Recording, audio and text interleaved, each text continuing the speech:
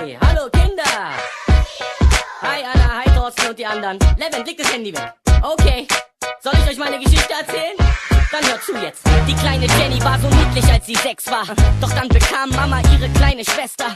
Jetzt war sie nicht mehr der Mittelpunkt, sie stand hinten an. Und dann mit 12 fing sie hemmungslos zu trinken an. Das war sowas wie ein Hilfeschrei, den keiner hört. Bei jedem Schluck hat sie gedacht, bitte Mama, sei empört. Doch Mama war nur selten da, keiner hat aufgepasst. Papa hat lieber mit Kollegen einen drauf gemacht. Jenny war draußen mit der Clique, hier war sie beliebt. Hier wird man verstanden, wenn man auf zu Hause Krise schiebt. Sie ging mit 13 auf Partys ab 18, schminken wie eine Nutte und dann rein in das Nachtleben. Ecstasy, Kokain, ficken auf dem Weiberklo, Flatrates auf dem 56 Tequila-Shots, einfach so. Wie viel mehr kann dieses Mädchen vertragen? Und ich sag, Kinder, kommt, wir müssen den Eltern was sagen. Und das geht, hey!